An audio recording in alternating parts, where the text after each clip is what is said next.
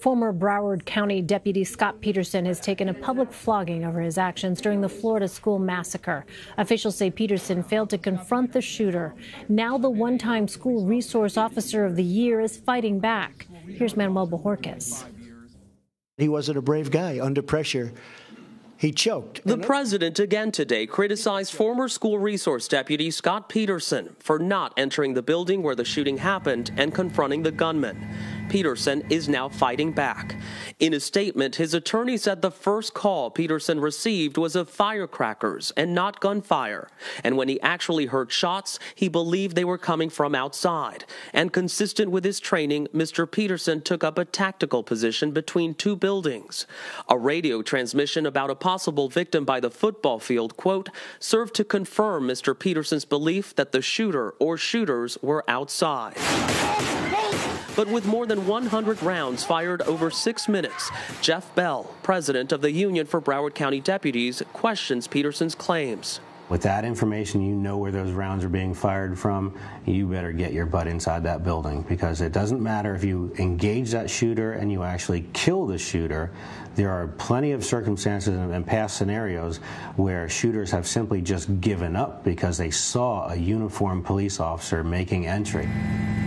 The sheriff's office said it was also investigating unconfirmed reports that 3 other deputies stayed outside and whether 2 of 16 calls about suspect Nicholas Cruz's behavior before the shooting were properly handled. Governor Rick Scott has now called for a state investigation, and more than 70 Republican state lawmakers signed a letter urging the governor to suspend Sheriff Scott Israel. The sheriff refuses to step down. I could only take responsibility for what I knew about it. Student activists and their supporters are keeping the focus on pushing for stricter gun laws. Survivors returned to campus yesterday ahead of the start of classes. I want to walk into school with my head held high because I know that's what they would have wanted. Classes are set to resume Wednesday with a half school day and grief counselors on hand. Teachers have already been allowed to return to the campus to prepare. Elaine? Well, Manny, how is Scot Peterson's defense holding up to public scrutiny?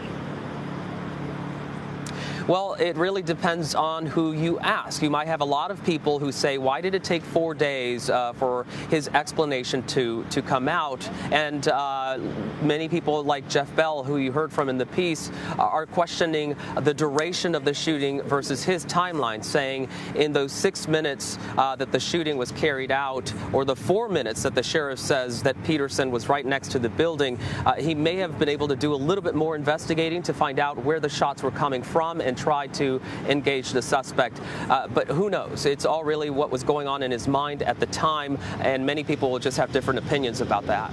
Well, in your interview with Jeff Bell, the union president for the Broward Sheriff's Office, he spoke about how training has changed for school shootings since Columbine.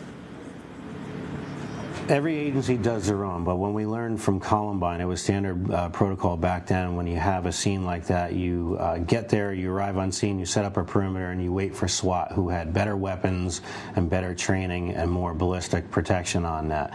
With Columbine, it was a long time before those SWAT teams got there, and we lost innocent lives because of that delay. So now we've redirected our training on that, and through law enforcement as a nation, even though you have individual policies on that, but we are now trained that we can't wait for SWAT anymore. So the first arriving units on scene, you got to make that decision to go in. So, Manny, if that's how training is supposed to take place, what does that say about the reports of 3 other deputies who remained outside during the shooting?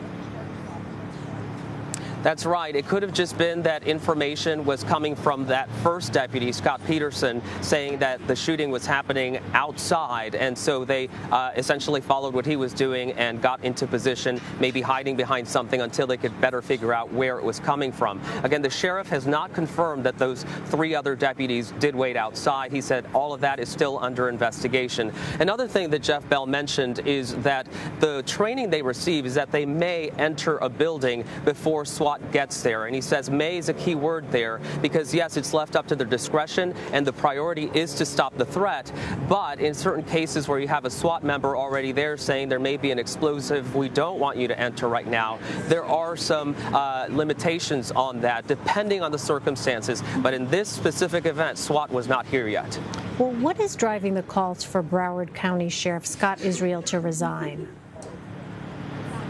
I think when you got revelation after revelation about questions over mishandling, questions about Deputy Peterson's actions the day of the shooting, questions about training, and about calls that they had received about Nicholas Cruz, people who were warning about a potential school shooting, many people just started to see that domino effect and started to say, what's wrong here, and maybe we should go to the top. Maybe the person at the top is the one that needs to step down here. Of course, the sheriff's saying that is not the case, that he has many well-trained deputies who perhaps would have acted the way that their training dictates in this case.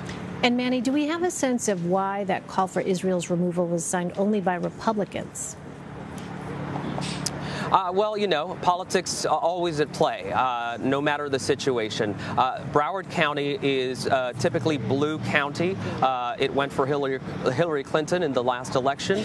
So you have Tallahassee, which is controlled by Republicans. Maybe this is a sense of what politics are at play here going forward. But you also have to remember that the sheriff has criticized the NRA, has called for a ban on some assault-type rifles, and that may not be playing well with some of the conservatives in the state. All right, Manuel Bojorquez. Manny, thanks very much.